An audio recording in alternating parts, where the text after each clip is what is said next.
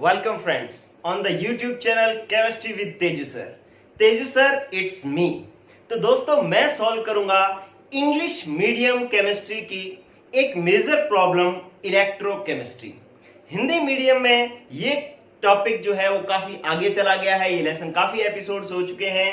हम क्या कर रहे हैं कि हिंदी मीडियम की अलग क्लासेस शुरू कर रखी है और इंग्लिश मीडियम की आज से हम अलग से क्लासेस शुरू कर रहे हैं। तो इंग्लिश मीडियम के बच्चे जो सिर्फ इंग्लिश मीडियम में पढ़ना चाहते हैं, हिंदी टर्मिनोलॉजी नहीं सुनना चाहते साथ में जिससे उनको डिस्टरबेंस होती है, वो बच्चे इस चैनल पर आप केमिस्ट्री शुरू कर सकते हैं।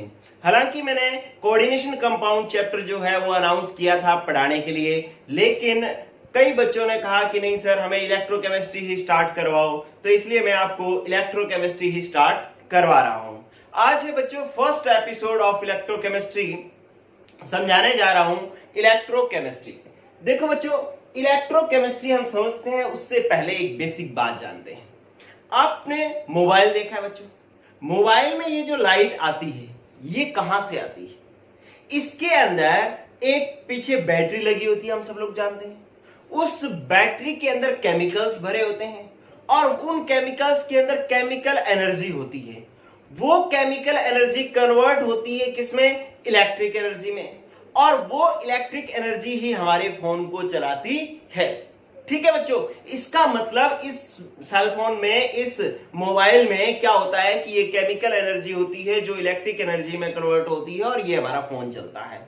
लेकिन जब ये डिस्चार्ज हो जाता है तब हम इसको क्या करते हैं बच्चों? चार्ज लगाते हैं। चार्ज लगाते हैं उस समय क्या होती है कि चार्ज लगाते हैं तो जो प्लग से इलेक्ट्रिक एनर्जी इसमें आती है और वो इलेक्ट्रिक एनर्जी वापस बैटरी में स्टोर होती है। किस फॉर्म में? बैटरी के अंदर केमिकल एनर्जी के फॉर्म में स्टोर होती है। तो जब हम चार्ज कर रहे होते हैं फोन तो उस समय इलेक्ट्रिक एनर्जी किस में चेंज हो रही होती है? केमिकल एनर्जी में चेंज हो रही होती है। और जब हम मोबाइल यूज कर रहे होते हैं तब हमारी केमिकल एनर्जी जो है वो इलेक्ट्रिक एनर्जी में कन्वर्ट हो रही होती है। तो आप लोग ये जान गए कि इसका मतलब है जो इलेक्ट्रिक एनर्जी जो है वो केमिकल एनर्जी में कन्वर्ट हो सकती है और केमिकल एनर्जी जो है वो इलेक्ट्रिक एनर्जी में कन्वर्ट हो सकती है। इस कन्वर्जन की स्टडी केमिस्ट्री की जिस ब्रांच में की जाती है उसी को हम इलेक्ट्रोकेमिस्ट्री कहते हैं। ठीक है बच्चों, एक पहली डेफिनेशन इंग्लिश मीडियम केमिस्ट्री के लिए आपके लिए आ चुकी है बच्चों। क्या कि आपने पढ़ा कि इसके अंदर क्या होता है कि इलेक्ट्रिक एनर्जी जो है वो किस में कन्वर्ट होती है बच्चों? केमिकल एनर्जी में। और केमिकल एनर्जी किस में कन्वर्ट होती है? इलेक्ट्रिक एनर्जी में। अगर मैं कहूं कि electric energy chemical energy, it means phone charge हो रहा है। केमिकल एनर्जी इलेक्ट्रिक एनर्जी, हम फोन यूज कर रहे हैं। ठीक है, इस कन्वर्जन की स्टडी केमिस्ट्री की जिस ब्रांच में की जाती है उसे हम इलेक्ट्रोकेमिस्ट्री कहते हैं। ठीक है, तो इलेक्ट्रोकेमिस्ट्री की फर्स्ट डेफिनेशन क्या हो जाएगा? The branch of chemistry in which we study about the conversion of electric energy to chemical energy and chemical energy to electric energy, that is called electrochemistry। तो ये इलेक्ट्रोकेमिस्ट्री की first definition इस chapter की जो है आपके सामने आ चुकी है बच्चों। इलेक्ट्रोकेमिस्ट्री का इंट्रोडक्शन आ चुका है कि इलेक्ट्रोकेमिस्ट्री किसे कहते हैं। ठीक है बच्चों, लेकिन अब हमें ये तो पता लग गया इलेक्ट्रोकेमिस्ट्री है, लेकिन हम ये जानते हैं बच्चों कि ऐसा करने के लिए हम ऐसे तो नहीं हमारे हाथ में है इलेक्ट्रिक एनर्जी में ऐसे कर दो तो इलेक्ट्रिक केमिकल में चेंज हो गया, केमिकल इलेक्ट्रिक में चेंज हो गया। नहीं, ऐसा करने के लिए हमें किसी ना किसी एक डिवाइस की जरूरत पड़ती है, और उसी डिवाइस को कहा जाता है सेल। क्या कहा जाता है? सेल। तो आपके पास एक और डेफिनेशन आ चुकी है बच्चों। क्या किसकी आ चुकी है? सेल की। किसे कहते हैं? सेल होता है कि आपके पास द डिवाइस, सेल क्या है? एक डिवाइस है। Cell the device which can convert the electric energy to chemical energy and chemical energy in electric energy. This device is called cell. ठीक है, तो सेल हमें पता लग गया कि वो डिवाइस है जो इलेक्ट्रिक एनर्जी को केमिकल में और केमिकल को इलेक्ट्रिक में कन्वर्ट कर सकता है। उस डिवाइस को हम सेल कहते हैं। ठीक है बच्चों, फिर देखो आप कि आपके पास जो सेल है वो दो काम कर रहा है, electric to chemical and chemical to electric. It means it have two types. Cell के कितने टाइप होंगे? Two type. कौन कौन से? एक तो होगा, टू टाइप्स हो जाएंगे, एक हो जाएगा हमारे पास इलेक्ट्रोलाइटिक सेल। क्या हो जाएगा? Electrolytic cell. और सेकंड हो जाएगा इलेक्ट्रोकेमिकल सेल, इलेक्ट्रोकेमिकल सेल। ठीक है, तो आपके पास दो तरीके के सेल हो जाएंगे, इलेक्ट्रोलाइटिक और इलेक्ट्रोकेमिकल। अब इलेक्ट्रोलाइटिक क्या करेगा? इलेक्ट्रोलाइटिक सेल करेगा केमिकल एनर्जी को इलेक्ट्रिक एनर्जी में कन्वर्ट करेगा, सॉरी इलेक्ट्रिक एनर्जी को केमिकल एनर्जी में कन्वर्ट करेगा। कौन? Electrolytic cell. इलेक्ट्रिक एनर्जी को किस में कन्वर्ट करेगा? केमिकल एनर्जी में। और इलेक्ट्रोकेमिकल सेल क्या करेगा? केमिकल एनर्जी को इलेक्ट्रिक एनर्जी में कन्वर्ट करेगा, केमिकल एनर्जी को इलेक्ट्रिक एनर्जी में कन्वर्ट करेगा। तो इसका मतलब है कि जो सेल था वो दो काम कर रहा था, इसलिए सेल हमारे पास दो टाइप का हो गया, एक इलेक्ट्रोलाइटिक और एक इलेक्ट्रोकेमिकल। इलेक्ट्रोलाइटिक इलेक्ट्रिक एनर्जी को केमिकल एनर्जी में कन्वर्ट करता है और इलेक्ट्रोकेमिकल केमिकल एनर्जी को इलेक्ट्रिक एनर्जी में कन्वर्ट करता है। ठीक है बच्चों, तो हर चीज जो है एक सिस्टम से आपको स्टेप बाय स्टेप आपके सामने अपने आप आती जाएगी। ठीक है, ताश के पत्ते अपने आप आपके सामने खुलते जाएंगे, आपको कहीं भाग दौड़ करने की आवश्यकता नहीं है। ठीक है, आपको बस बोर्ड की तरफ ध्यान रखना है, चीजें बिल्कुल आपके साथ स्पष्ट रूप से आपके सामने आती जाएंगी। इंग्लिश मीडियम केमिस्ट्री का फर्स्ट लेसन चल रहा है, इलेक्ट्रोकेमिस्ट्री। अब मैं इस सेल को दोबारा से डिफाइन करता हूं। सेल ही अब हमारे पास सारा कुछ है, इसी पर ही चैप्टर चलना है। चलो, तो आपके पास पहला आ गया है cell, the device which can convert the electric energy to in chemical energy and chemical energy in electric energy. This device is called cell. Cell को दो काम करने हैं, इसलिए हमारे पास ये कितने टाइप का होता है? दो टाइप का होता है। एक आपने कहा electrolytic cell, electrolytic cell, and second one is electrochemical cell, electrochemical cell. Okay बच्चों, दो टाइप का हमारे पास सेल हो गया। इलेक्ट्रोलाइटिक सेल क्या करता है? इलेक्ट्रिक एनर्जी को केमिकल एनर्जी में कन्वर्ट करता है, केमिकल एनर्जी में। मैं इलेक्ट्रोलाइटिक सेल के बारे में फर्स्ट पॉइंट लिख रहा हूं, the device which can convert the electric energy in chemical energy, that is called electrolytic cell. And second one is electrochemical cell. The first point of electrochemical cell is the device which can convert the chemical energy in electric energy, that is called electrochemical cell. Second point is, देखिए बात सुने, ये बात बड़ी important है। इसके अंदर क्या होगा? कोई नॉन स्पॉन्टेनियस प्रोसेस होगा, नॉन स्पॉन्टेनियस प्रोसेस या नॉन स्पॉन्टेनियस रिएक्शन होगी जो अपने आप नहीं होती। नॉन स्पॉन्टेनियस मींस अपने आप ना होने वाली। तो अपने आप ना होने वाली रिएक्शन को इलेक्ट्रिक एनर्जी की हेल्प से उसको कंप्लीट करवाया जाता है, किसमें? इलेक्ट्रोलाइटिक सेल में। ठीक है, ये लाइन मैं बता रहा हूं, लेकिन अभी हो सकता है आपको नहीं समझ में आए। एक बार इसको सुन ले, क्या कि दिस डिवाइस कैन, या अपने इसके अंदर कहेंगे इलेक्ट्रोलाइटिक सेल में क्या होता है कि with the help of electric energy we can complete the non-spontaneous process, non-spontaneous reaction। ठीक है, कि इलेक्ट्रिक एनर्जी की हेल्प से हम नॉन स्पॉन्टेनियस रिएक्शन को कंप्लीट करवाते हैं स्पॉन्टेनियसली। उस सेल, ये किस में होता है? इलेक्ट्रोलाइटिक सेल में होता है। ठीक है, इसका एग्जांपल मैं अगर दूं आपको कि NaCl, घर के अंदर जो आपके सॉल्ट पड़ा होता है, सॉल्ट क्या अपने आप सोडियम और क्लोरीन गैस में अपने आप टूटता है क्या? नहीं टूटता। इसका मतलब है ये क्या है? आपने घर में डिब्बे के अंदर NaCl रखा, लेकिन बाद में देखा वो तो Na अलग हो गया, Cl2 गैस उसमें से निकल गई अपने आप पड़ा। ऐसा कभी होता है? नहीं होता। इट मींस ये रिएक्शन कैसी है? नॉन स्पॉन्टेनियस रिएक्शन है। लेकिन अगर मैं NaCl को मोल्टन फॉर्म में एक कंटेनर में डिप करके उसके अंदर इलेक्ट्रिक करंट पास करवाऊं, तो ये हो जाएगा कि इसमें से क्लोरीन गैस अलग निकल जाएगी और सोडियम उसमें अलग हो जाएगा। ठीक है, तो इलेक्ट्रिक एनर्जी से तो ये पॉसिबल है, लेकिन स्पॉन्टेनियसली पॉसिबल नहीं है, अपने आप ये पॉसिबल नहीं है। ठीक है। तो इलेक्ट्रिक सेल, इलेक्ट्रोलाइटिक सेल के अंदर हम ये करते हैं कि नॉन स्पॉन्टेनियस प्रोसेस को स्पॉन्टेनियसली कंप्लीट करवाते हैं with the help of electric energy. Okay बच्चों, ये आपके पास सेकंड पॉइंट हुआ। फिर इसका सेकंड पॉइंट क्या होगा इलेक्ट्रोकेमिकल सेल का?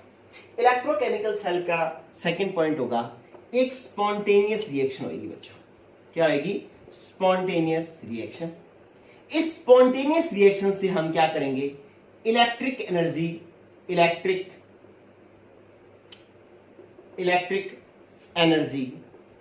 प्रोड्यूस करेंगे।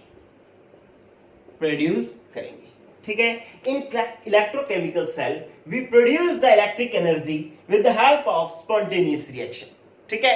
एक स्पॉन्टेनियस रिएक्शन हुआ करेगी, उस स्पॉन्टेनियस रिएक्शन में अपने आप एक रिएक्शन हो रही होगी, उस रिएक्शन से हम क्या करेंगे बच्चों? इलेक्ट्रिक एनर्जी प्रोड्यूस करेंगे। किसके अंदर? इलेक्ट्रोकेमिकल सेल के अंदर। ठीक है। अभी मैं सिर्फ पॉइंट बता रहा हूं, इनको हमने सबको सीखना है। इसका एग्जाम्पल जो है वो है हमारे पास डेनियल सेल। कौन सा एग्जाम्पल है? Daniel cell. ठीक है बच्चों, तो इसका एग्जाम्पल हो गया हमारे पास डेनियल सेल। आपके पास ये 2 पॉइंट हुए। अभी मैंने इनको 1 बाय 1 अलग अलग पढ़ाना है, लेकिन क्या आप ये चीज सीख गए? सेल क्या है, इलेक्ट्रोलाइटिक सेल क्या है, इलेक्ट्रोकेमिकल सेल क्या है? पहला पॉइंट दोनों का समझ में आ गया, लेकिन दूसरे को ये ध्यान रखना कि इसके अंदर तो इलेक्ट्रोलाइटिक सेल के अंदर इलेक्ट्रिक एनर्जी हमने पास करवानी है और नॉन स्पॉन्टेनियस रिएक्शन को कंप्लीट करवाना है। लेकिन इलेक्ट्रोकेमिकल सेल में एक नॉन स्पॉन्टेनियस रिएक्शन होगी, उससे एक स्पॉन्टेनियस रिएक्शन होगी और उससे क्या किया जाएगा? इलेक्ट्रिक एनर्जी प्रोड्यूस की जाएगी। ठीक है बच्चों, इसका एग्जांपल डेनियल सेल एंड इसका एग्जांपल जो हो जाएगा इलेक्ट्रोलाइसिस ऑफ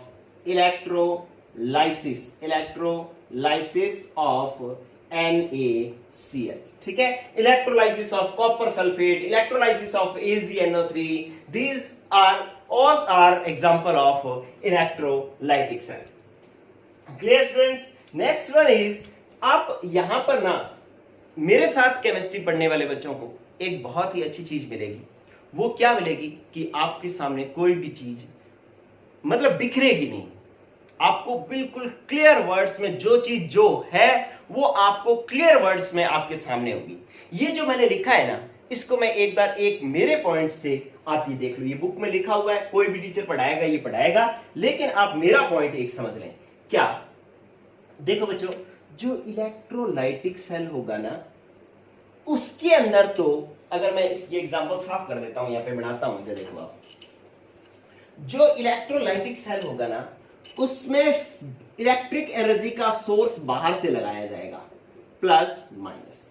ये इलेक्ट्रिक एनर्जी का सोर्स जो है वो बाहर से लगाया जाएगा। मतलब जब आप इलेक्ट्रोलाइटिक सेल बनाओगे तो ये ऑलरेडी प्रेजेंट होगा। ये है क्या हमारे पास? बैटरी है। क्या है? बैटरी जो है वो पहले से लगी हुई होगी और इससे जो है इलेक्ट्रिक करंट जो है यहां पर आपको सॉल्यूशन में पास करवाना होगा। ठीक है। तो यहां से करंट जो है सॉल्यूशन में पास करवाना होगा। तो इसका मतलब है कि आपके पास 2 तरीके की रिएक्शंस होंगी। एक यहां पर आपके पास 2 तरीके की प्रोसेस होंगी। एक प्रोसेस तो यहां पर होगी प्रोसेस 1, एक प्रोसेस यहां पे होगी प्रोसेस 2। ठीक है। तो पहले में क्या होगा कि यहां से तो प्रोसेस फर्स्ट से मतलब यहां पे इलेक्ट्रिक एनर्जी के सोर्स से इलेक्ट्रिक एनर्जी निकलेगी और इसमें आएगी, और हमने पढ़ना है कि यहां पर क्या होगा जब करंट यहां से यहां आएगा। जब करंट यहां से यहां आएगा तब यहां पर क्या होगा वो हमने पढ़ना है। ठीक है। लेकिन इसके अंदर क्या होगा? इसके अंदर बाहर से यहां पर क्या होगा? एक केमिकल रिएक्शन होगी। उस रिएक्शन से जो है क्या होगा?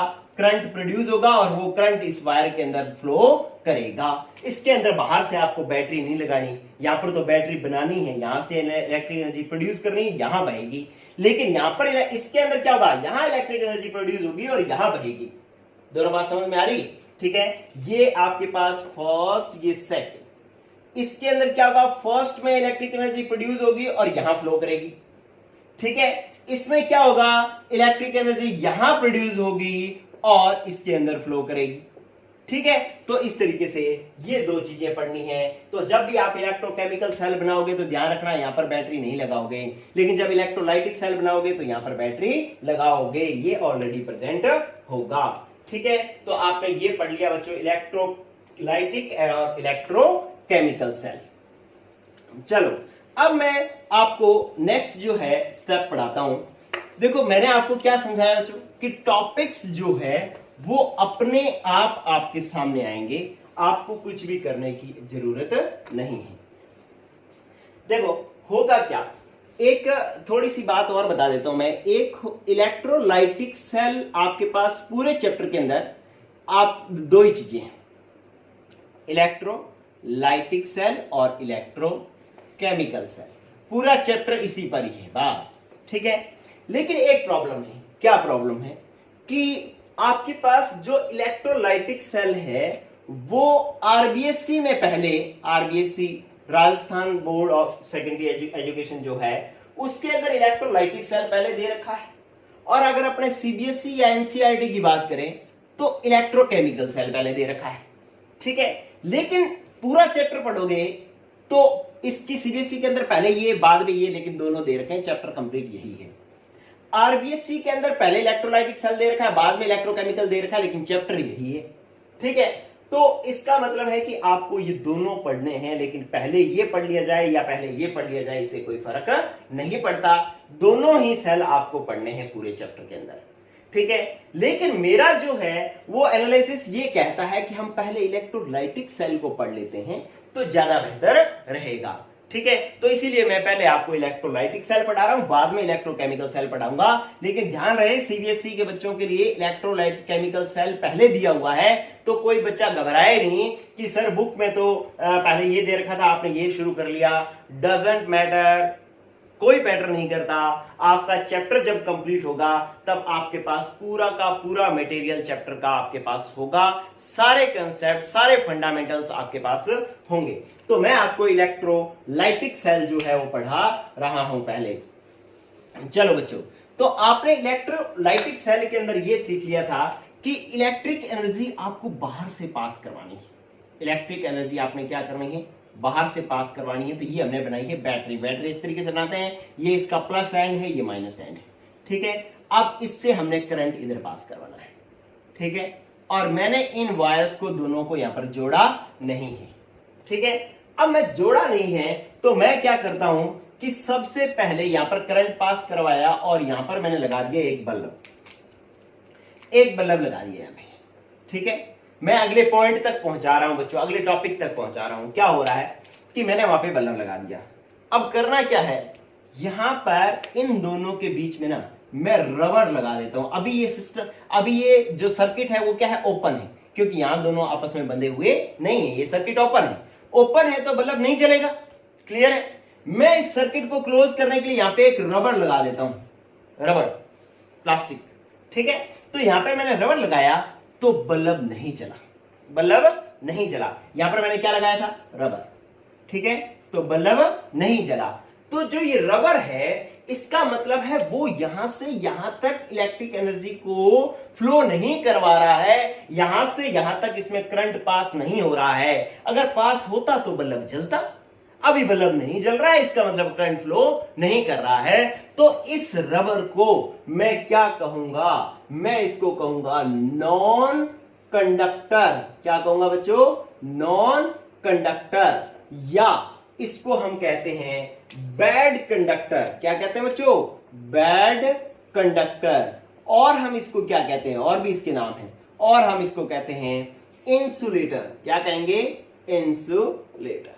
ठीक है, तो ये सारे के सारे इसके नाम हैं। ठीक है, तो आपके पास पूछा जाए कि नॉन कंडक्टर, बैड कंडक्टर या इंसुलेटर क्या है। ठीक है, तो इसके अंदर क्या करना होगा, अपने पास ये समझना होगा कि इसके अंदर क्या हो रहा है, करंट फ्लो नहीं हो रहा है। ठीक है, तो हम क्या कहेंगे कि दो substance in which current do not flow, do not flow. ठीक है, या दो substance which do not conduct electricity, दो substance which do not conduct electricity called non conductor और बैड कंडक्टर। ठीक है, या इंसुलेटर। तो ऐसा ये हमारे पास हो गया पहला कि इसको अपने नॉन कंडक्टर या बैड कंडक्टर या इंसुलेटर कहते हैं। ठीक है, अब ऐसा क्यों नहीं होता, करंट क्यों नहीं फ्लो होता? क्योंकि it have very low conductivity. ठीक है, इसकी कंडक्टिविटी बहुत कम होती है, इसलिए ये इलेक्ट्रिसिटी को कंडक्ट नहीं करवा पाता, करंट को फ्लो नहीं करवा पाता। तो इसकी कंडक्टिविटी की वैल्यू होती कितनी है? 10 raised to power minus 22, 10 raised to power minus 10 ohm inverse and centimetre inverse. ठीक है, तो ये जो होता है वो हमारे पास होता है बैड कंडक्टर या इंसुलेटर, और इसके एग्जाम्पल हो जाएंगे हमारे पास रबर हो जाएगा, ग्लास हो जाएगा, ये सारे के सारे इसके एग्जाम्पल है। लेकिन बच्चों ये जरूरी तो नहीं है कि यहां से जो बैटरी लगाई जाएगी उसका करंट इसमें से पास ना ही हो। कुछ सब्सटेंसेस ऐसे भी होंगे जिनमें से ये करंट पास होगा। ठीक है, ऐसे सब्सटेंसेस कौन से होंगे? तो पहले आपने बैड कंडक्टर पढ़ लिया। ठीक है, अब दूसरा पढ़े। चलो दूसरा मैं आपको पढ़ा रहा हूं। Non conductor, bad conductor, insulator कौन से होते हैं? जिसमें से करंट फ्लो नहीं होता। क्यों नहीं होता? क्योंकि कंडक्टिविटी वेरी लो होती है। 10 raised to power minus 22 minus 10 Om inverse centimetre inverse. Example rubber, glass, इस तरीके की जो है वो आपके पास एग्जाम्पल होंगे। ड्राई वुड, ये इसके एग्जाम्पल्स होंगे। चलो सेकंड वन इज, अब सेकंड पॉइंट क्या हो रहा है? सेकंड पॉइंट देखो, मैं क्या कर रहा हूं, इस बार इसके बीच में यहां पर रबर ना लगा करके क्या लगा देता हूं बच्चों? मैं यहां पर कॉपर वायर लगा देता हूं। क्या लगा देता हूं? कॉपर वायर लगा देता हूं, या मैं यहां पर इसको आयरन वायर लगा देता हूं। तो क्या होगा? तो इसके अंदर इसको ये बल्ब जल उठेगा, ये बल्ब जल जाएगा। इट मींस कॉपर वायर क्या कर रही है? इन दोनों के बीच में करंट का फ्लो कर रही है। ठीक है, इलेक्ट्रिसिटी को कंडक्ट कर रही है, इसीलिए ये बल्ब जलने लग गया। मतलब इसने इस सर्किट को क्लोज कर दिया है। ठीक है, तो those substance which can conduct the electricity known as conductor. ठीक है, इस तो कंडक्टर को डेफिनेशन क्या हो जाएगी कि दो सब्सटेंस विच कैन, इसका फर्स्ट पॉइंट हो जाएगा which can conduct the electricity, या which can flow the current known as conductor. अब बात आती है कि ये करंट को क्यों फ्लो कर पाता है? क्योंकि due to high value of conductivity, high value of conductivity. It has high value of conductivity. Example is copper wire. पहले इसकी कंडक्टिविटी की वैल्यू देख लो कितनी होती है? 10 raised to power 4 to 10 raised to power 7 ohm inverse metre centimetre inverse. ठीक है, तो आपके पास कंडक्टर क्या होते हैं जिसमें से इलेक्ट्रिसिटी कंडक्ट होती है या करंट पास होता है, और इनकी कंडक्टिविटी की वैल्यू हाई होती है। कितनी हाई होती है? 10 raised to power 4 to 10 raised to power 7 ohm inverse centimetre inverse. Okay बच्चों, इसका एग्जाम्पल क्या है? एग्जाम्पल है, आप देखो कॉपर वायर, आयरन वायर। ठीक है, ये इसकी एग्जाम्पल हो गई। अब इसका एक एग्जाम्पल यही है कि मोल्टन NaCl। आपके पास और देखो एग्जांपल, एक्वस NaCl, ठीक है, aqueous HCl। These are examples of conductor. ठीक है, इनको मैंने अलग साइड में लिखा है, इनको मैंने अलग साइड में लिखा है, इसको मैं अभी थोड़ी देर में ही क्लियर करूंगा। लेकिन क्या आपको कंडक्टर समझ में आ गया? कंडक्टर कौन सा होगा? कंडक्टर इलेक्ट्रिसिटी को कंडक्ट करेगा। क्यों करेगा? क्योंकि हाई वैल्यू ऑफ कंडक्टिविटी। कितनी high value? 10 raised to power 4 to 10 raised to power 7 ohm inverse centimetre inverse. Example copper, iron, molten NaCl, aqueous NaCl, aqueous HCl।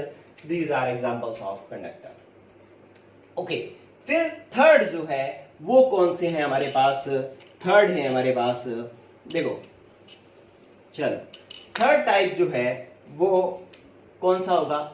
Electricity के कंडक्टेंस के base पर conductivity, मतलब ये इलेक्ट्रिक करंट को conduct कर पा रहे हैं या नहीं कर पा रहे हैं, इसके टाइप पर हमने दो चीजें पढ़ ली हैं, दो टाइप पढ़ ली हैं, नॉन कंडक्टर और कंडक्टर। फिर आपके पास आ गया कि यहां पर ये वायर हो सिलिकॉन की, या आपके पास वायर हो जर्मेनियम की, या आपके पास वायर हो गैलियम आर्सेनाइड की, गैलियम आर्सेनाइड की, ठीक है।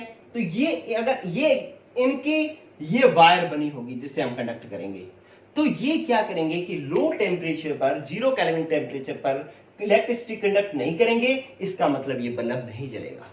लेकिन जैसे ही आप यहां पे टेम्परेचर इंक्रीज करोगे, क्या करोगे, ये ध्यान रखना कि ये जो सब्सटेंस लगाए हैं ना, ये क्या कर रहे हैं, 0 केल्विन टेम्परेचर पर इलेक्ट्रिसिटी कंडक्ट नहीं कर रहे हैं। लेकिन अगर अपने टेम्परेचर क्या करते हैं, इंक्रीज करते हैं, टेम्परेचर इंक्रीज करते हैं, तो ये इलेक्ट्रिसिटी कंडक्ट करने लग जाते हैं, ठीक है। तो ऐसे सब्सटेंसेस को क्या कहते हैं, ऐसे सब्सटेंसेस को हम कहते हैं सेमी कंडक्टर। क्या कहते हैं बच्चों, सेमी कंडक्टर। क्या मतलब होगा सेमी कंडक्टर का, कि जो सब्सटेंसेस जो क्या करे, 0 केल्विन टेम्परेचर पर तो इलेक्ट्रिसिटी कंडक्ट ना करे, लेकिन टेम्परेचर इंक्रीज करने पर इलेक्ट्रिसिटी कंडक्ट करने लग जाए, उनको हम सेमीकंडक्टर कहते हैं। और इनका एग्जांपल है सिलिकॉन, जर्मेनियम, गैलियम आर्सेनाइड, ये इसके एग्जांपल हैं, ठीक है। तो इसका पहला पॉइंट क्या हो जाएगा, those substances which do not conduct electricity at 0 Kelvin temperature, but when we increased the temperature, it conduct the electricity, ठीक है। Those substances are known as semiconductor.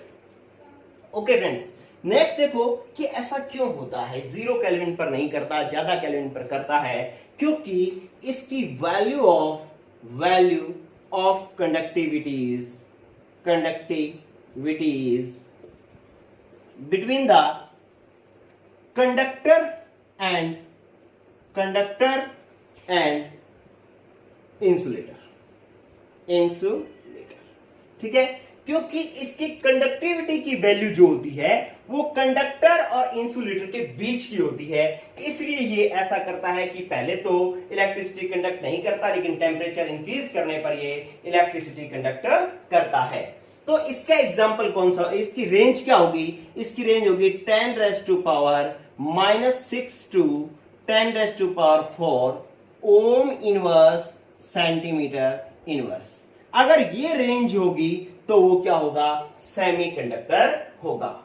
Example मैंने आपको लिख दिया है, क्या है, गैलियम है, सिलिकॉन है, जर्मेनियम है, ठीक है। तो ये गैलियम आर्सेनाइड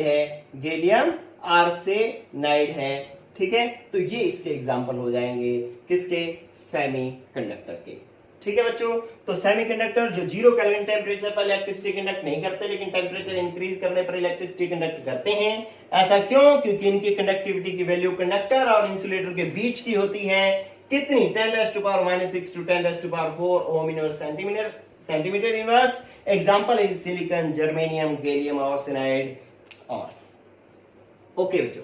तो ये हो गया आपके पास सेमीकंडक्टर।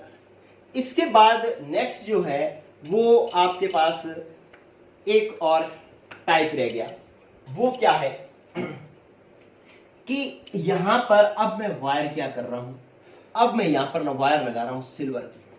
किसकी लगा रहा हूं, सिल्वर की, जो बहुत ज्यादा इलेक्ट्रिसिटी कंडक्ट करेगा, बहुत ज्यादा, ठीक है। इसमें कुछ भी इलेक्ट्रिसिटी नहीं रुकेगी इस वायर में, सारी की सारी ये आगे ले जाएगा, पार कर देगा, ठीक है। तो ऐसे कंडक्टर को हम क्या कहते हैं, जिसमें कंडक्टिविटी बहुत ज्यादा हो, उसको अपने कहेंगे सुपर कंडक्टर। क्या कहेंगे बच्चों, सुपर कंडक्टर, ठीक है। तो आपके पास सुपर कंडक्टर कौन हो गया, सुपर कंडक्टर हो गया कि जिनका रेजिस्टेंस, मतलब ये खुद के अंदर बिल्कुल भी इलेक्ट्रिक एनर्जी स्टोर नहीं करती है, जितनी यहां से आएगी वो सारी की सारी इधर भेज देगा, बहुत ही कम स्टोर करेगा, रोकेगा नहीं।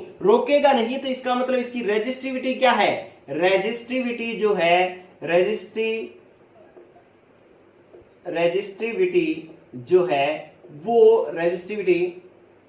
वो कितनी है, लगभग जीरो, इसकी रेजिस्टिविटी कितनी होती है? ऑलमोस्ट 0 होती है। और इसकी कंडक्टिविटी क्या होती है? कंडक्टिविटी, इसकी कंडक्टिविटी होती है इनफाइनाइट। ठीक है, तो those substance whose resistivity is almost 0 and conductivity is infinite, that is called superconductor। Clear बच्चों? तो सुपर कंडक्टर कौन से होंगे? जिनकी रेजिस्टिविटी का मतलब है ये अपने में करंट बिल्कुल नहीं रोकता। 0 होने का मतलब क्या है? ये अपने में करंट बिल्कुल नहीं रोकता, सारा का सारा करंट फ्लो कर देता है। इसका मतलब इसकी कंडक्टिविटी क्या होती है? इनफाइनाइट होती है। उन्हें हम सुपर कंडक्टर कहते हैं। लेकिन सुपर कंडक्टर जो है वो सारे एक ही टेम्परेचर पर वर्क नहीं करते। कुछ सुपर कंडक्टर ऐसे होते हैं जो 0 to 15 केल्विन टेम्परेचर पर as a super conductor work करते हैं। वो कौन से होते हैं? वो कुछ तो है मेटल्स लाइक सिल्वर, और कुछ है हमारे पास अलॉय, कुछ है अलॉय। तो इस तरीके से मेटल और अलॉय जो है वो इसके एग्जांपल हो गए। और कुछ 150 केल्विन टेम्परेचर पर भी सुपर कंडक्टर की तरह बिहेव करते हैं। वो है हमारे पास मिक्स्ड ऑक्साइड और सिरेमिक सब्सटेंस होते हैं, जैसे टाइल्स वगैरह होते हैं ना, तो सिरेमिक सब्सटेंस जो है वो इसके एग्जांपल हो जाएंगे। मिक्स्ड ऑक्साइड जैसे टाइटेनियम ऑक्साइड और कैल्शियम ऑक्साइड का मिक्सचर जो है 150 केल्विन टेम्परेचर पर सुपर कंडक्टर की तरह बिहेव करता है। लेकिन ये एग्जांपल्स आपको याद नहीं करने हैं, बस इतना ही ध्यान रखना है कि कुछ तो 0 केल्विन टेम्परेचर से 15 केल्विन टेम्परेचर पर, जैसे क्या होगा कि मेटल और अलॉय, ठीक है, और 150 केल्विन टेम्परेचर पर मिक्स्ड ऑक्साइड और सिरेमिक सब्सटेंस जो है वो सुपर कंडक्टर की तरह बिहेव करते हैं। तो ये बात हुई बच्चों आपके पास टाइप्स ऑफ कंडक्टर की। तो आपने देख लिया कि कितने टाइप के कंडक्टर हो गए, कि जो आपने यहां पर करंट फ्लो करवाया था वो करंट यहां पर फ्लो हो रहा है, नहीं हो रहा है, कम हो रहा है, ज्यादा हो रहा है। इस बेस पर हमने क्या किया था? कंडक्टर को 4 बेस में क्लासिफाई किया था। कौन कौन से? Bad conductor, non conductor, conductor, semi conductor और सुपर कंडक्टर। ठीक है, तो ये आप ध्यान रख लेना कि अगर जो कंडक्टिविटी कापा होती है, इसकी वैल्यू जो है वो कितनी हो? 10⁻⁻20 to 10⁻10 Om inverse centimetre inverse हो, तो ये हमारे पास क्या होगा बच्चों? ये होगा इंसुलेटर। ये क्या होगा? इंसुलेटर। और अगर इसकी वैल्यू 10⁻⁻6 to 10⁻⁴ हो तो इसको हम कहते हैं सेमीकंडक्टर। और अगर इसकी वैल्यू 10⁻⁴ to 10⁻7 हो तो हम इसको कहते हैं कंडक्टर कहते हैं। और अगर इसकी वैल्यू, कंडक्टिविटी की वैल्यू इनफाइनाइट हो जाए तो हम इसको सुपर कंडक्टर कहते हैं। ये हो गया हमारे पास सुपर कंडक्टर। ठीक है बच्चों, तो ये आपको ध्यान रखना है। चलो, इसके बाद आपने देखा कि इलेक्ट्रिसिटी जो है वो कंडक्ट हो रही है। देखो बच्चों, इतनी बात होगी। अब हमने क्या पढ़ना है? कंडक्टर पढ़ना है। क्या पढ़ना है? Conductor, types of conductor. देखो, ये बात अपने आप आएगी, पहले यहां समझ लो। आपको ये पता है कि अभी अभी पढ़ा है हमने कि कंडक्टर वो होता है जो जिसमें से इलेक्ट्रिसिटी फ्लो होती है या करंट पास होता है, उसको अपने क्या कहते हैं? कंडक्टर कहते हैं। और करंट को पास करता है। करंट होता क्या है? करंट होता है rate of flow of charge is known as current. ठीक है, आपने 10th में ये डेफिनेशन करंट की पढ़ी थी कि जब जो चार्ज का फ्लो होना ही करंट होता है। चार्ज फ्लो होगा, मान लो ये एक वायर है और उसके अंदर चार्ज फ्लो होगा, तभी जो है इसके अंदर इलेक्ट्रिसिटी फ्लो होगी। अगर इसमें चार्ज फ्लो नहीं होगा तो इसमें करंट भी फ्लो नहीं होगा। ठीक है, तो अब आपको इसका मतलब है कि इसके अंदर आपने किसको फ्लो करवाना है? आपने इसके अंदर चार्ज को फ्लो करवाना है। किसको फ्लो करवाना है? चार्ज को फ्लो करवाना है। फॉर एग्जाम्पल कि मैं इसके अंदर नेगेटिव चार्ज को फ्लो करवाना चाहता हूं। किस पॉइंट से? इस पॉइंट से इस पॉइंट तक नेगेटिव चार्ज को फ्लो करवाना चाहता हूं। तो नेगेटिव चार्ज को फ्लो करवाना चाहता हूं तो बच्चों यहां से यहां तक नेगेटिव चार्ज, तो इलेक्ट्रॉन अगर यहां से यहां तक जाए तो नेगेटिव चार्ज फ्लो होगा, क्योंकि इलेक्ट्रॉन पर कौन सा चार्ज होता है? नेगेटिव चार्ज होता है। ठीक है, तो हमें चार्ज फ्लो करवाना था। कंडक्टर में करंट पास होता है, करंट पास होने का मतलब चार्ज फ्लो होता है। अब चार्ज यहां से यहां तक कौन लेके जा सकता है? इलेक्ट्रॉन लेकर के जा सकता है। या मैं अगर ये कहूं कि यहां से यहां तक जो है वो क्लोरीन जा रहा है, Cl- क्लोराइड आयन जा रहा है। अगर क्लोराइड आयन यहां से यहां तक जाएगा तब भी तो माइनस चार्ज फ्लो होगा। ठीक है, हमें माइनस चार्ज फ्लो करवाना था। ये चाहे इलेक्ट्रॉन यहां से यहां तक जाए तब भी माइनस चार्ज फ्लो होगा, चाहे Cl- यहां से यहां तक जाए तब भी ये चार्ज फ्लो होगा। मतलब ये भी कंडक्टर, ये भी कंडक्टर। लेकिन दोनों में डिफरेंस क्या है कि यहां पर तो चार्ज किसकी हेल्प से फ्लो कर रहा है? इलेक्ट्रॉन की हेल्प से। तो इसलिए हम इसको कहेंगे इलेक्ट्रॉनिक कंडक्टर। क्या कहेंगे बच्चों? Electronic conductor. लेकिन यहां पर करंट किसकी वजह से फ्लो हो रहा है? आयन की वजह से। Cl- क्या होता है? आयन। तो हम इसको क्या कहेंगे? Ionic conductor. Ionic conductor. मजा आना चाहिए बच्चों बात का। क्यों? क्योंकि आप कोई भी चीज याद नहीं कर रहे हैं, रट नहीं रहे हैं, चीजें अपने आप आपके सामने आ रही है। आपने देखा कि करंट को पास करने वाला कंडक्टर होता है। करंट वो पास करेगा जिसमें चार्ज फ्लो करेगा, चार्ज मूव करेगा, वो कंडक्टर होगा। अब चार्ज मूव करवाना है यहां से यहां तक, तो मैं चार्ज तो अगर इलेक्ट्रॉन यहां से यहां लेकर के जाऊं तो इलेक्ट्रॉन पर नेगेटिव चार्ज होता है, वो नेगेटिव चार्ज लेकर के जा रहा है, इट मींस ये कंडक्टर है। लेकिन इस कंडक्टर को हम कौन सा कंडक्टर कह रहे हैं? Electronic conductor. क्योंकि charge flow with the help of electron, these conductors are called electronic conductor. And in the second case charge flow with the help of chloride ion, therefore it is called ionic conductor because charge flow with the help of ion. Clear friends? तो आपके पास conductor जो है वो to type के हो गए। यहां हमारे पास ये अपने आप आया है, हमने कुछ भी नहीं किया। चलो बच्चों, तो अब बात होगी कि कंडक्टर जो है वो दो टाइप के होते हैं। अब वो कौन कौन से होते हैं इनकी बात अपने कर लेते हैं। ये लो, देखो आपके पास पहला है, फर्स्ट टाइप इज इलेक्ट्रॉनिक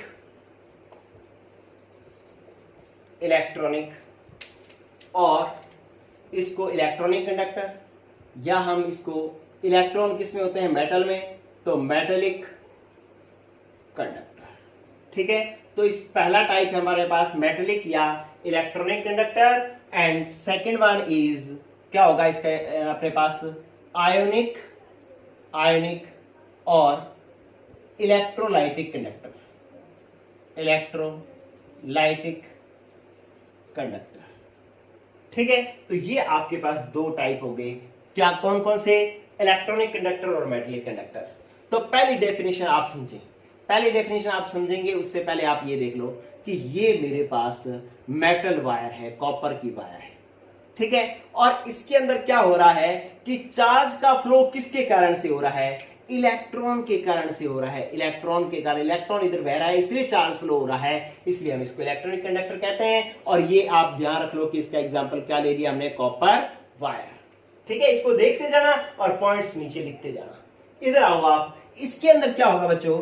इसके अंदर ये होगा कि आयोनिक कंडक्टर के अंदर, इधर ध्यान देना, ये मेरे पास एक कंटेनर था और इसके अंदर मैंने क्या कर दिया बच्चों? बैटरी लगा दी। क्या लगा दी? बैटरी। यहां पर ये बैटरी का ये प्लस एंड, ये बैटरी का माइनस एंड, और इससे यहां पर दो रोड जो है, दो मेटल रोड, मेटल की छड़ें जो है वो इसके अंदर मैंने डिप कर दी।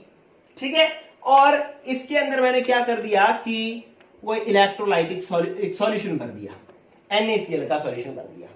ठीक है, या मोल्टन NaCl भर दिया।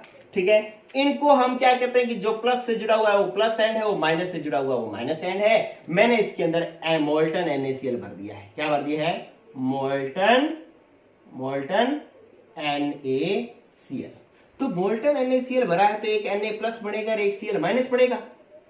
Na प्लस इस माइनस पर जाएगा, Na प्लस किस पर जाएगा? माइनस पर, और वहां से इलेक्ट्रॉन गेन करके Na सॉलिड में चेंज हो जाएगा। ठीक है, तो इसका मतलब ये Na प्लस इधर जाकर के Na सॉलिड में चेंज हो जाएगा, और ये Cl माइनस जो है इस प्लस एंड पर जाएगा, और क्या होगा? Cl माइनस इधर जाएगा और अपना एक इलेक्ट्रॉन निकाल करके, एक इलेक्ट्रॉन निकाल देगा, तो ये Cl2 गैस बन जाएगी 2, तो ये 2 कर लो बस। ठीक है, तो इसका मतलब यहां पर Cl2 गैस निकल जाएगी और यहां पर Na सॉलिड जमा हो जाएगा। ये दो चीजें हैं। यहां पर करंट पास कौन कर रहा है? देखो जब तक ये क्या था कि इसमें कुछ भरा हुआ नहीं था, तो ये दोनों वायर यहां से और यहां से खुली थी, तो करंट फ्लो नहीं हो रहा था। लेकिन मैंने इसके अंदर सॉल्यूशन भर दिया, तो अब ये चार्ज देखो, ये Na प्लस इधर से इधर मूव कर रहा है, Cl माइनस इधर से इधर मूव कर रहा है। तो अब यहां पर देखो आयंस मूव कर रहे हैं, आयंस मूव करेंगे तो चार्ज मूव करेगा, और चार्ज मूव करेगा तो करंट पास होगा। तो इसका मतलब है यहां पर करंट कौन पास कर रहा है? ये आयंस पास कर रहे हैं, तो इसलिए ये क्या हो गया? आयनिक कंडक्टर हो गया। ठीक है, तो अब मैं पॉइंट्स लिखना शुरू करता हूं। फर्स्ट वन इज, ठीक है, क्या इलेक्ट्रॉनिक कंडक्टर कौन से होते हैं? जिसमें charge flow with the help of electron. ठीक है, जिसमें इलेक्ट्रॉन की हेल्प से चार्ज फ्लो होता है, या with the medium of electron, मतलब इलेक्ट्रॉन जो है वो चार्ज फ्लो करता है, उसको अपने इलेक्ट्रॉनिक कंडक्टर या मेटेलिक कंडक्टर कहते हैं। ठीक है, या अपने इसके अंदर लिखेंगे charge flow by the ions known as ionic conductor या electrolytic conductor. With the help of की बजाय लिखो बाय द इलेक्ट्रॉन।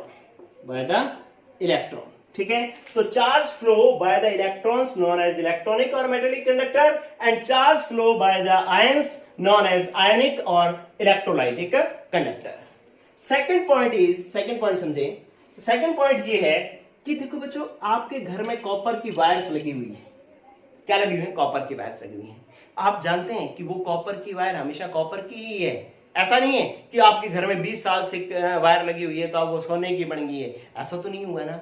इसका मतलब उस कॉपर में कोई भी केमिकल चेंज नहीं आया है। ठीक है, तो मेटेलिक कंडक्टर जो होते हैं उसके अंदर कोई भी केमिकल चेंज नहीं होता। ठीक है, कि do not occur any chemical change. तो इसके अंदर electronic conductor do not occur any chemical change, कि इनमें कोई भी केमिकल चेंज नहीं होता। ऐसा नहीं होता कि कॉपर धीरे धीरे आयरन बन जाएगा, कॉपर धीरे धीरे जो है वो गोल्ड बन जाएगा, ऐसा कुछ भी नहीं होता। ठीक है, तो इसके अंदर इसको अपने कहते हैं इलेक्ट्रॉनिक और मेटेलिक कंडक्टर। इसका दूसरा पॉइंट देखो, इसके अंदर क्या होता है कि आपने डाला तो सॉल्ट था NaCl, लेकिन निकल गई क्लोरीन गैस और सोडियम इधर जमा हो गया, तो NaCl रहा ही नहीं, वो तो सोडियम मेटल और क्लोरीन गैस में कन्वर्ट हो गया। तो इसका मतलब है कि जो इलेक्ट्रोलाइटिक कंडक्टर या आयनिक कंडक्टर होते हैं उसके अंदर क्या हो जाता है कि केमिकल चेंज हो जाता है, अगर यहां पर एक डायरेक्ट करंट का कोई सोर्स लगा हो। ठीक है, तो इसको अपने क्या कहेंगे? देखें कि chemical change occur.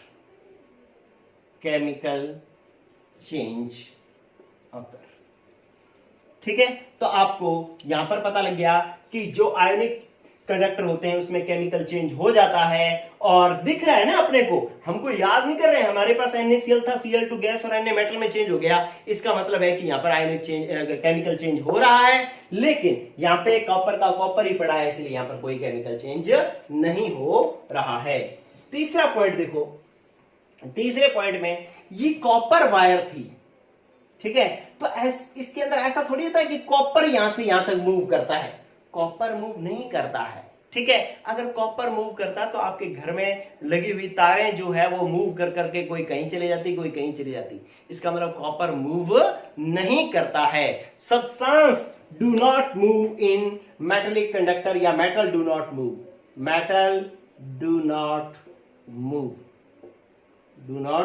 Move in metallic conductor.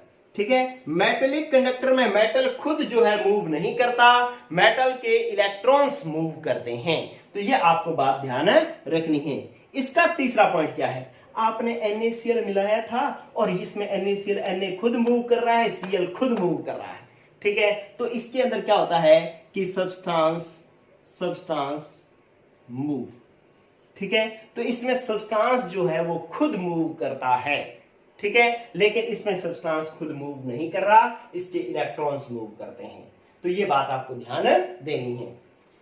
चलो, चौथा पॉइंट जो है वो एक चौथा पॉइंट इन दोनों का मैं और लिख देता हूं, क्या कि effect of temperature. Effect of temperature आपने देखना है। इफेक्ट ऑफ टेम्परेचर में क्या होता है कि इस मेटेलिक कंडक्टर में जैसे ही टेम्परेचर इंक्रीज किया जाता है तो इसके अंदर वाइब्रेशन जो है वो इंक्रीज हो जाता है।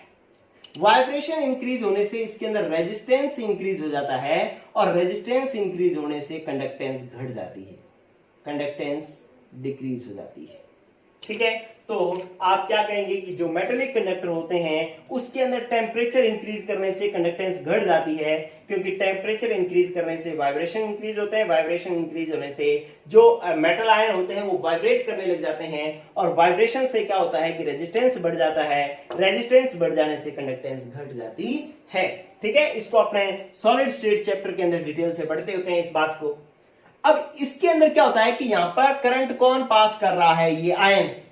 ठीक है, इसका इफेक्ट ऑफ टेम्परेचर क्या है, इफेक्ट ऑफ टेम्परेचर। इसका इफेक्ट ऑफ टेम्परेचर ये है कि अगर आप टेम्परेचर इंक्रीज करते हो तो क्या होगा कि ये NaCl टूटेगा ज्यादा, टूटेगा ज्यादा तो आप कहोगे number of ions increased. Number of ions क्या हो जाएंगे बच्चों, इंक्रीज हो जाएंगे, और नंबर ऑफ आयंस इंक्रीज हो जाएंगे तो कंडक्टेंस इंक्रीज हो जाएगी। कंडक्टेंस क्या हो जाएगी, इंक्रीज हो जाएगी। ठीक है, तो आप क्या कहोगे कि इलेक्ट्रॉनिक कंडक्टर में conductance decrease with increase in temperature. इसकी कंडक्टेंस तो टेम्परेचर इंक्रीज करने से डिक्रीज होती है, लेकिन आयोनिक कंडक्टर की कंडक्टेंस जो है increase with increase in temperature. It is directly proportional, it is inversely proportional. Clear? ये क्यों इंक्रीज हो जाता है, क्योंकि नंबर ऑफ आयंस इंक्रीज होता है। ये क्यों डिक्रीज हो जाता है, क्योंकि रेजिस्टेंस इंक्रीज हो जाता है। ठीक है, तो ये बातें आपको समझनी है बच्चों। चलो एक लास्ट दो बातें और बताता हूं। पहले तो आप मेरे को एक क्वेश्चन करके बताओगे, आप घर से एक क्वेश्चन लिखोगे, मेरे को बताना कि किस किस से ये क्वेश्चन हो गया।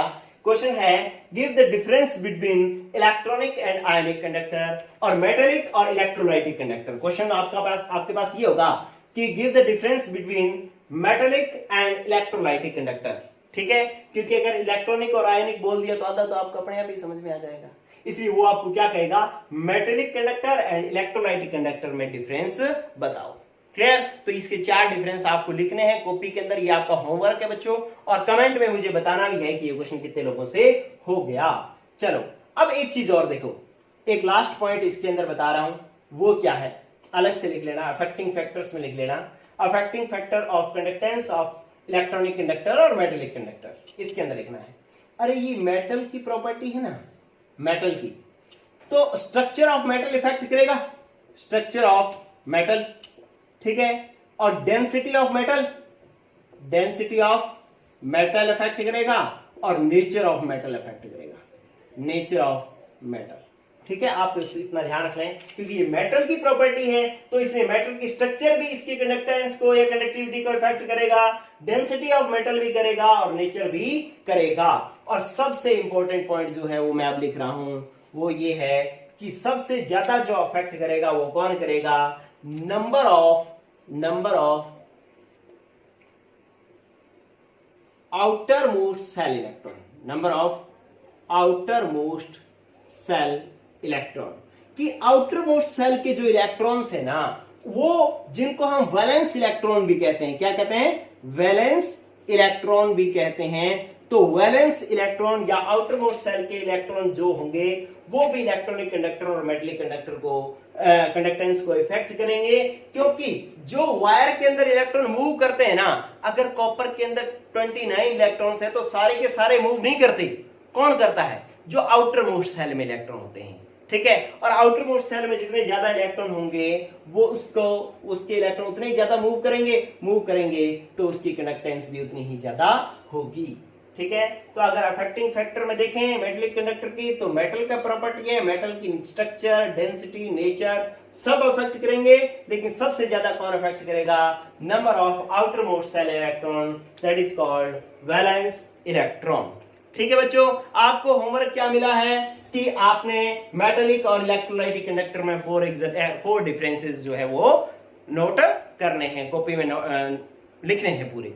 ये मेरे को आप बताओगे भी कि कितने लोगों का ये आंसर हो गया था। तो आज का ये फर्स्ट एपिसोड बच्चों आपका कंप्लीट हुआ है। कल हम पढ़ेंगे सेकंड एपिसोड। डेली एक एपिसोड आपको मिल जाया करेगा, लेकिन गौर करें आपको हिंदी मीडियम के साथ मर्ज नहीं होना है। आपको मैं जो थंबनेल होगा उसमें ऊपर लिख दूंगा कि ये इंग्लिश मीडियम की क्लास है या हिंदी मीडियम की क्लास है। ठीक है बच्चों, तो जितने भी इंग्लिश मीडियम के स्टूडेंट्स हैं उन सभी को ये वीडियो शेयर कर देना कि सभी के साथ सभी एक साथ जुड़ जाएंगे, तो साथ के साथ चलेंगे तो ज्यादा मजा आएगा पढ़ने में। और मैं आपके साथ एक मतलब प्रॉमिस करता हूं बच्चों कि आपको इलेक्ट्रोकेमिस्ट्री में कहीं भी डाउनफॉल नहीं आएगा, आपको हमेशा ही समझने का लेवल यूं ही चलता जाएगा। ठीक है, तो शुरू कर दीजिए बच्चों इंग्लिश मीडियम वाले इलेक्ट्रोकेमिस्ट्री। Good bye.